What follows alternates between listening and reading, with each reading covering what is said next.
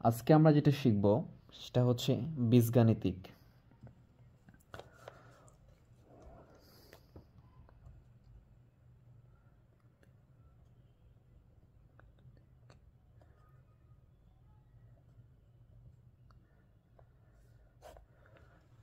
বীজগাণিতিক কি?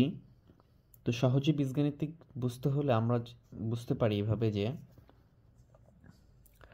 যেখানে জানা মান থাকবে এবং অজানা মান থাকবে তাই বীজগণিত।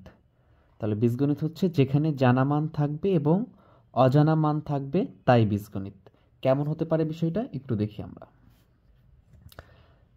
আমি এখানে লিখলাম যে 5x অথবা লিখলাম 3x। তাহলে এটাই বীজগণিত। কেন বীজগণিত? কারণ এখানে 5 আমাদের জানা মান এবং এক্সটা হচ্ছে আমার অজানা মান। তাহলে যেখানে জানা মান থাকবে এবং অজানা মান থাকবে সেটাই বীজগণিত। এরপর আমাদের জানতে হবে, এরপর আমার যে জিনিসটা থাকে সেটা হচ্ছে যে প্রক্রিয়া চিহ্ন কিছু ব্যবহার হয়। প্রক্রিয়া, বীজগণিতের প্রক্রিয়া চিহ্ন ব্যবহার হয়। সে প্রক্রিয়া চিহ্নটা আমরা ব্যবহার করি। দেখা যাচ্ছে যে আমরা জানি প্রক্রিয়া চিহ্ন আমরা 4টা থাকে: যোগ, বিয়োগ, গুণ এবং ভাগ। এই 4টা থাকে প্রক্রিয়া চিহ্ন। এখানে আরেকটা গুরুত্বপূর্ণ বিষয় হচ্ছে সেটা হচ্ছে বীজগণিতের ক্রিয়াসূচক চিহ্ন থাকে। বীজগণিতের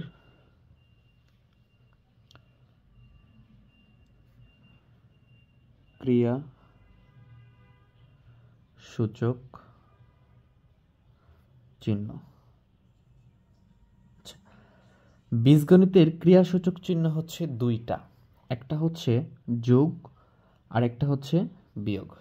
এখন প্রশ্ন হতে পারে যে যোগ আর বিয়োগ কেন ক্রিয়াসূচক চিহ্ন, গুণ এবং ভাগ নয় কেন? তাহলে এটার উত্তর হচ্ছে আমি এখন ব্যাখ্যা করতেছি। তাহলে বীজগণিতের ক্রিয়াসূচক চিহ্ন যোগ এবং বিয়োগ কিভাবে হতে পারে? যেমন এখানে যদি আমি লিখি যে 5 ইকুয়াল টু 5 লিখতে পারি। আবার যদি লিখি যে 5 প্লাস 5 তাহলে আমার ইকুয়াল টু হচ্ছে 10। 5 প্লাস 5 প্লাস 5 তাহলে ইকুয়াল টু আমার হচ্ছে 15। এরপর যদি আমি লিখি যে 5 plus 5 plus 5 plus 5 equal to হচ্ছে আমার 20। তাহলে এইটা কি আমি যদি এটা করতাম যে 5 ইন্টু 4, মানে 4টা 5 আছে যেন 4 দ্বারা যদি গুণ করি তাহলেও কি হতো আমার 20 হতো। তাহলে এখান থেকে আমরা বুঝতে পারতেছি যে এইটা গুণ না করে যোগ আকারেও প্রকাশ করা যায়। এখন দেখা যাচ্ছে যে আমি যদি 12 ঘরের যে আমার মাল্টিপ্লাই আছে এটা আমার মনে নাই, নামতাটা মনে নাই, তাহলে আমি কি করতে পারি? 12 আর 4 গুণ আছে, তাহলে আমি এটা কি করতে পারি? 12কে 4 বার যোগ করতে পারি, তাহলেও কিন্তু আমার কি হবে? গুণের কাজটা হয়ে যাবে। তাহলে এখান থেকে আমরা বলতে পারি যে বীজগণিতের ক্রিয়াসূচক যে চিহ্নটা থাকে, বীজগণিতের ক্রিয়াসূচক চিহ্ন যোগ এবং বিয়োগ, এখান থেকে আমরা বলতে পারি যে গুণের ধারণা এসেছে যোগ থেকে আর ভাগের ধারণা আসছে বিয়োগ থেকে। এই যে আমি গুণ করতেছি এটা কিন্তু যোগ আকারেও আমি ওটা প্রকাশ করতে পারি। সেমভাবে ভাগের ধারণাটা আসছে বিয়োগ থেকে। এই জন্য আমরা বলতে পারি যে যেমন দেখা যায় 4 5 যোগ 5 যোগ 5 ইকুয়াল টু 20, এরকমভাবে 5 4এও 20। তার মানে কি হয়েছে? আমাদের যোগ থেকেই গুণের ধারণাটা আসছে। তাহলে এই জন্য আমরা যোগকে গুণকে আমরা যোগের মধ্যেও নিয়ে আসতে পারি, কারণ এটা খুবই গুরুত্বপূর্ণ জিনিস। এখন একটা উদাহরণের মাধ্যমে পড়লে এটা আমাদের জন্য আরও বেশি ক্লিয়ার হয়। যেমন আমরা ইংরেজিতে পড়ছি সেন্টেন্স। আচ্ছা, সেন্টেন্সের খুবই গুরুত্বপূর্ণ এক অংশ হচ্ছে ভার্ব। ভার্ব ছাড়া কোনো সেন্টেন্স হইতেই পারে না।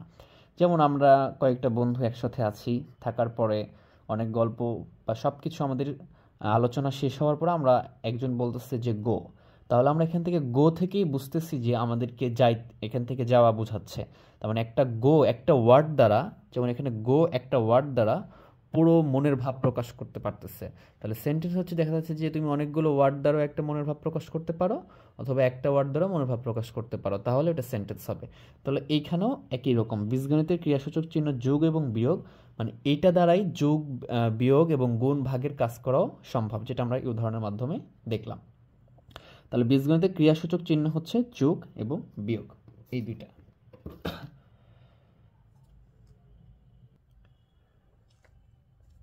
এখন আমরা দেখব বীজগণিতের অঙ্ক। তাহলে বীজগণিতে যে অঙ্কগুলো আমরা ব্যবহার করি সেটাকে আমরা বলবো বীজগণিতের অঙ্ক। সেটা হতে পারে 1, 2, 3, 4, 5 এইগুলা। এগুলো হচ্ছে বীজগণিতের অঙ্ক। আর বীজগণিতের প্রতীক কোনগুলা? বীজগণিতের প্রতীক হচ্ছে আমাদের প্রতীক হিসেবে যেটা ব্যবহার করি সেটা হচ্ছে আমরা এক্স, ওয়াই, জেড অথবা এ, বি, সি এইগুলো ব্যবহার করি। এগুলোকে আমরা ভেরিয়েবল বলতে পারি, ভেরিয়েবল বলা হয়, বা বাংলাতে এগুলোকে চলরাশি বা চলক বলা হয়। তাহলে এখান থেকে আমরা জানলাম যেখানে জানা মান থাকবে এবং অজানা মান থাকবে তাই বীজগণিত। এটা হতে পারে, আমরা উদাহরণ দিয়েছি 7x, অনেক উদাহরণ দিতে পারি, অথবা 7x প্লাস 3x এরকমটা হতে পারে। সেক্ষেত্রে যদি আমরা এখানে কোনোভাবে মনে করি যে এখানে আমার কি 7টা হচ্ছে আমার জানা মান আর এক্সের মানটা আমরা অজানা মান, যেহেতু এখানে জানা মান এবং অজানা মান আছে সেক্ষেত্রে আমরা এটাকে বলতে পারি এটা হচ্ছে একটা বীজগণিত। তাহলে এখানে যদি আমি জানা মান ধরে নিই যে এক্সের মান ধরলাম আমি 1 প্লাস এখানে 3, এই এক্সের মান যদি 1 ধরি সেক্ষেত্রে আমার এখানে মান আসতেছে 7 প্লাস 3 ইকুয়াল টু 10। তাহলে এইভাবে আমরা বিভিন্ন মানগুলো বের করতে পারবো। এরপর আমাদের যে জিনিসটা জানতে হবে সেটা হচ্ছে বীজগাণিতিক রাশি। এটা হতে পারে রাশি, অথবা আমি বলতে পারি যে রাশিমালা, অথবা বলতে পারি সংখ্যা। বীজগাণিতিক রাশি, বীজগাণিতিক রাশিমালা অথবা বীজগাণিতিক সংখ্যা। এটা কিভাবে হবে? আমি এখানে দিলাম 5x, তাহলে এটা হচ্ছে আমার বীজগণিত। এটা আমরা আগেই জেনেছি, যেখানে জানা মান থাকবে এবং অজানা মান থাকবে তাই বীজগণিত। অত্যন্ত সহজভাবে বললে, বইয়ের ভাষা ছাড়া যদি আমরা বলতে চাই তাহলে এটা। এখন এখানে যদি x এর মান 2 হয় সেক্ষেত্রে x এর মান যদি এখানে 2 হয় সেক্ষেত্রে আমার মান দাঁড়াচ্ছে কত? 10। তাহলে 10টা কি? 10 হচ্ছে একটা সংখ্যা। এই সংখ্যাটা কোথায় থেকে আসছে? এই বীজগণিত থেকে আসছে। তাহলে আমরা এই সংখ্যাটাকেও আমরা বলতে পারবো, এই 5x-কেও বলতে পারবো একটা সংখ্যা, এবং এটা বীজগাণিতিক সংখ্যা, কারণ এটার সাথে জানা এবং অজানা দুটা মানই আছে। এবং এইটাকে আমরা বলতে পারবো সংখ্যা, আর এটা আসছে এই বীজগাণিতিক সংখ্যা থেকে। তাহলে এটাকে আমরা বীজগাণিতিক সংখ্যা বলতে পারবো, এবং এটাকে আমরা বীজগাণিতিক রাশিও বলতে পারবো, এবং এটাকে বীজগাণিতিক রাশিমালাও বলতে পারবো। আমরা নর্মালি আগে আমাদের যে রাশি থাকে, রাশির ডেফিনেশনে আমরা জানি যে যে কোনো কিছুর মানকে যদি আমরা প্রকাশ করতে পারি বা পরিমাণ করতে পারে তাকে আমরা রাশি বলি। এই ভৌত জগতে যা কিছু পরিমাপ করা যায় সেটাকে আমরা রাশি বলি। দেখা যাচ্ছে যে আমি বাজারে যেয়ে 5 কেজি চাল কিনলাম, এই যে 5 কেজি বলতেছি, পরিমাপ করতেছি, তাহলে এইটাও একটা রাশি। আমার যে একটা ত্রিভুজ থাকতে পারে, ত্রিভুজ থাকতে পারে, যে ত্রিভুজের যে বাহুগুলোর মান বলি, এটা ধরলাম 5 সেন্টিমিটার, এটা ধরলাম 4 সেন্টিমিটার। তো যেটাকে আমরা প্রকাশ করতে পারবো সেটা হচ্ছে রাশি। সেজন্য যেহেতু আমরা এটাকে সংখ্যার মাধ্যমে প্রকাশ করতে পারতেছি তাহলে এটা রাশি। যেহেতু বীজগাণিতিক ব্যবহার করতেছি এই জন্য আমরা এটা বীজগাণিতিক রাশি আমরা বলতে পারি। এরপরে আমরা যদি বীজগণিতের পদ সম্পর্কে জানতে চাই তাহলে পদ কিভাবে পাবো? পদ পাওয়ার একটা উপায় আছে, সেটা হচ্ছে কি, আমরা যদি এখানে দেখি যে পদ, একটি রাশিতে যতটি ক্রিয়াসূচক চিহ্ন থাকবে পদের সংখ্যা হয় ততটি। তাহলে একটি রাশিতে যতটি ক্রিয়াসূচক চিহ্ন থাকবে পদের সংখ্যা হবে ততটি। তাহলে আমরা আগেই জেনেছি যে বীজগাণিতের ক্রিয়াসূচক চিহ্ন হচ্ছে যোগ আর বিয়োগ। গুণ এবং ভাগ কিন্তু ক্রিয়াসূচক চিহ্ন নয়। কেন? কারণ আমরা যোগকে গুণ আকারে প্রকাশ করতে পারি এবং বিয়োগকে ভাগ আকারে প্রকাশ করতে পারি। যেমন আমি যদি লিখি যে 3x প্লাস 2y, তাহলে আমরা পদের ডেফিনেশনে পড়লাম একটি রাশিতে যতটি ক্রিয়াসূচক চিহ্ন থাকবে পদের সংখ্যা হয় ততটি। তাহলে এখানে ক্রিয়াসূচক চিহ্ন একটা, এবং আমরা জানি যে সামনে কোনো চিহ্ন না থাকলে প্লাস থাকে, তার মানে দুইটা চিহ্ন। তাহলে আমরা এখান থেকে বলতে পারবো এখানে দুইটি পদ আছে। কয়টি পদ আছে? দুইটি।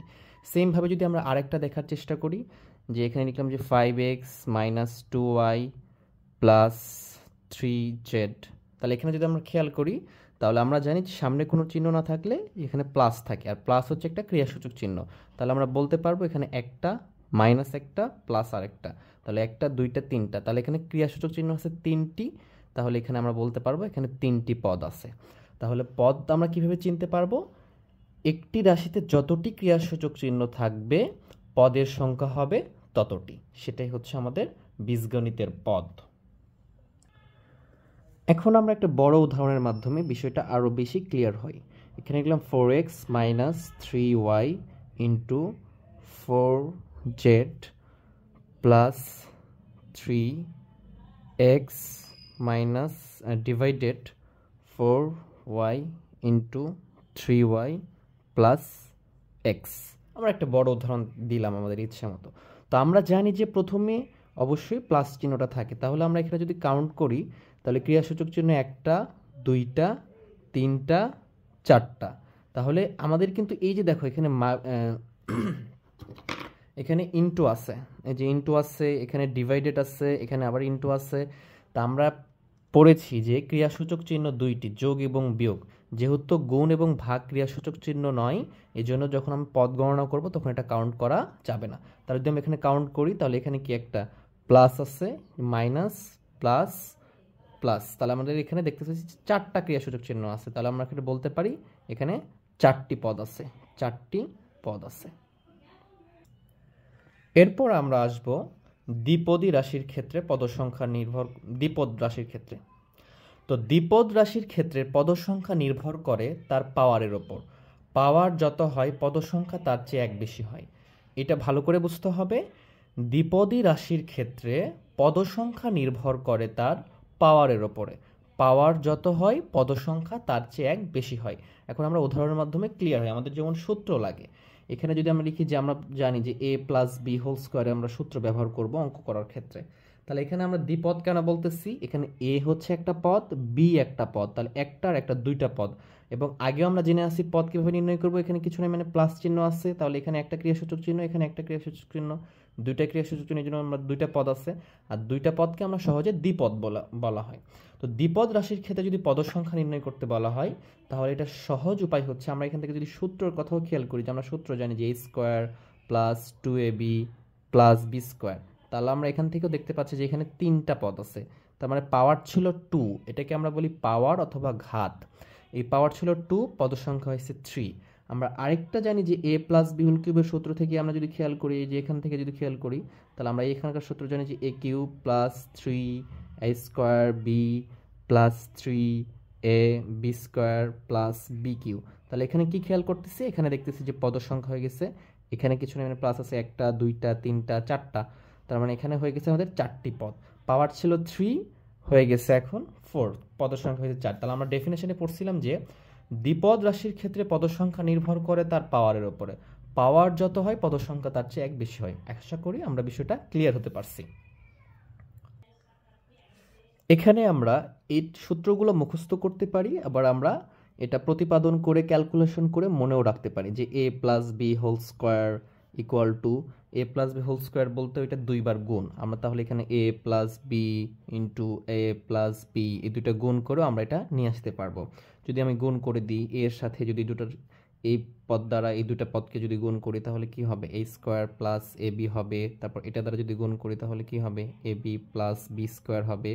সেক্ষেত্রে যেহেতু এই দুইটা পদ একই, তাহলে আমরা এটা যোগ করতে পারবো, a square plus 2ab plus B square. তাহলে আমরা এভাবেও সূত্রটা বের করতে পারবো। আমরা যদি এখন জানার চেষ্টা করি যে অ্যাকচুয়ালি সূত্রটা কোথায় থেকে আসছিল, তাহলে আমাদের একটা ছকের মাধ্যমে এটা আমরা জানতে পারি। যেহেতু এটা বর্গ নির্ণয়ের সূত্র, তো আমরা বর্গ একটা নির্ণয় করতে পারবো, বর্গের মাধ্যমে এটা বের করতে পারবো। তো বর্গ বলতে কি, আমরা জানি যে চতুর্ভুজের 4টা বাহু সমান হয় তাকে আমরা বর্গ বলি। তাহলে আমাদের যে এখানে সূত্র ছিল যে a plus b whole square equal to a square plus 2b plus B square, এখানে দুইটা পদ ছিল, তার মানে অর্থ হচ্ছে যে একটা রাশি ছোট একটা রাশি বড়, বা একটা পদ ছোট একটা পদ বড়, এই জন্যই তো a প্লাস বি ছিল। যদি একই হতো তাহলে তো কম বেশি হতো। তাহলে আমি ধরলাম যে এটা হচ্ছে আমার a, এটা হচ্ছে আমার b, এখানকার ক্ষেত্র ধরি এটা হচ্ছে আমার a, এতটুকু হচ্ছে আমার b। আমি যদি এখানকার ক্ষেত্র ধরি যে এটা হচ্ছে আমার a, এটা হচ্ছে আমার b, এটার ক্ষেত্র যদি আমি ধরি এটা হচ্ছে আমার a, এটা হচ্ছে আমার b। এখন যদি আমি এগুলো যোগ করে দিই, আমি এটা যোগ করে দিলাম, এটা যোগ করে দিলাম। এখানে যদি এখন খেয়াল করা হয় তাহলে দেখব প্রত্যেকটা এক একটা করে আয়তক্ষেত্র হয়েছে। আর আয়তক্ষেত্রের ক্ষেত্রফল আমরা জানি a স্কোয়ার দৈর্ঘ্য গুণ প্রস্থ। তাহলে যদি আমি এটার ক্ষেত্রে নিই a আয়তক্ষেত্র, তার মানে কি এটা দৈর্ঘ্য এটা প্রস্থ, সেক্ষেত্রে আমার আসবে কি a গুণ a, এরকমটা আসবে। এরপর যদি আমি এটা নিই প্লাস, তাহলে এখানে কি আছে দৈর্ঘ্য, আমি যদি বি গুণ এ নিতে পারি। এরপর যদি আমি এটা নিই, এখানে কি আছে, এটা নিলাম। তারপরে এখানে কি আছে, তাহলে এখানে বি গুণ এ, এখানে কি আছে যোগ বি গুণ বি, বি গুণ বি, এটা করতে পারি আমরা। তাহলে এখানে কি আসতেছে আমার, যে এ আর এ গুণ করলে এ স্কোয়ার প্লাস এ বি গুণ করলে এ বি প্লাস আমার হচ্ছে এখানেও A B plus B square, এই আমার চলে আসছে। এখন এই দুইটা এ বি যদি যোগ করে দিই, তাহলে কি আসতেছে আমার A square plus 2ab plus B square. তাহলে মূলত সূত্রটা এখান থেকে আসছিল আমাদের সূত্রটা। তাহলে এই ছিল আমাদের আজকের মতো বেসিক জিনিসগুলা। আমরা যদি আরও এরকম বেসিক জিনিসগুলো তোমরা জানতে চাও এবং শিখতে চাও, আমাকে জানাও, আমি চেষ্টা করব তোমাদেরকে যতটুকু সম্ভব আমার পক্ষ থেকে সাহায্য করা যায়। এটা আমার ভিডিওটা অব্যাহত থাকবে, তোমরা সাথে থাকো। যদি ভিডিওটা দ্বারা যদি একটু উপকৃত হয়ে থাকো, তাহলে অবশ্যই লাইক করবে, বন্ধুদেরকে শেয়ারের মাধ্যমে তাদেরকে উপকৃত হওয়ার সুযোগ করে দিবে, আর আমার চ্যানেলকে অবশ্যই সাবস্ক্রাইব করবে।